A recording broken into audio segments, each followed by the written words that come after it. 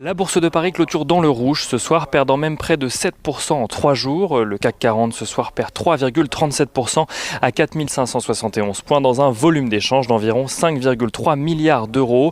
La prise de parole d'Emmanuel Macron ce soir à 20h focalise l'attention des investisseurs alors que le spectre d'un reconfinement partiel ou total fait craindre un nouveau coup dur sur l'économie.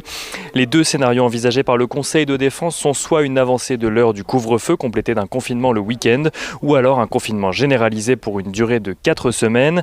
La France pourrait par exemple s'inspirer de ce qui se fait en Irlande avec un confinement général plus souple que le premier où les écoles et les commerces restent ouverts. Aux États-Unis, Wall Street ouvre en baisse. Les craintes sur le front de la pandémie étaient également présentes alors qu'aucune bonne nouvelle n'est à attendre du côté du plan de relance. Les États-Unis qui font face à un nombre d'hospitalisations en hausse dans 36 États avec près de 70 000 nouveaux cas par jour. Dans ce contexte, à la Bourse de Paris, seule une valeur du CAC 40 est dans le vert ce soir. Il s'agit de Téléperformance, dont l'activité profite du développement du télétravail. À noter également que Visiomed, qui commercialise du matériel médical et notamment en ce moment des masques et des tests, s'apprécie de 120% sur la journée. Les valeurs qui souffrent au sein de l'indice parisien sont les valeurs automobiles, les bancaires, mais aussi Atos, Danone ou Capgemini. Les résultats des entreprises qui sont pour beaucoup meilleurs qu'attendus ne suffisent pas à rassurer les investisseurs. Aux États-Unis, par exemple, Microsoft a publié des résultats supérieurs aux attentes. Le chiffre d'affaires du groupe progresse de 12% à 37,2 milliards de dollars.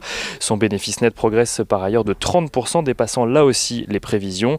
Des chiffres élogieux portés avant tout par les activités cloud du groupe qui intègrent notamment la plateforme Azure de Microsoft, donc à destination des entreprises. Aux États-Unis toujours, les investisseurs suivent aujourd'hui les résultats trimestriels de Boeing qui publie sa 4e perte trimestrielle consécutive avec un chiffre d'affaires en recul de 56% à 3,6 milliards de dollars, une conséquence directe de la pandémie actuelle et de l'immobilisation prolongée des 737 MAX. Le groupe reste cependant optimiste et continue à prévoir une reprise de ses livraisons d'ici la fin de l'année. Et aux États-Unis, toujours General Electric réduit ses pertes au 3e trimestre grâce notamment à une politique de réduction des coûts dans ses activités aéronautiques, mais grâce aussi à la progression de son chiffre d'affaires dans l'énergie.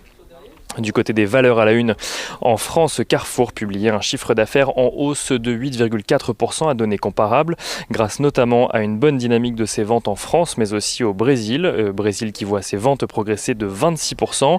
La progression globale signe même la plus forte performance commerciale du groupe depuis 20 ans.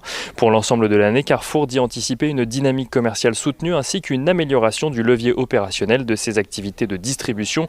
Carrefour qui cède 0,11% ce soir.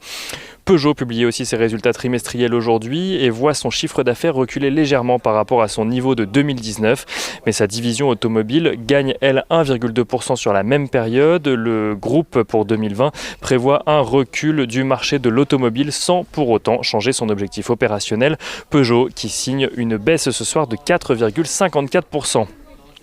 Et Sopra Steria affiche de son côté un recul de près de 6% au 3e trimestre à cause notamment d'un recul de presque de 30% de son activité dans le secteur aéronautique. Sopra Steria qui a également subi une attaque informatique détectée la semaine dernière. Le groupe se concentre pour le moment sur un retour à la normale et estimera dans un second temps si l'attaque aura un impact sur ses comptes.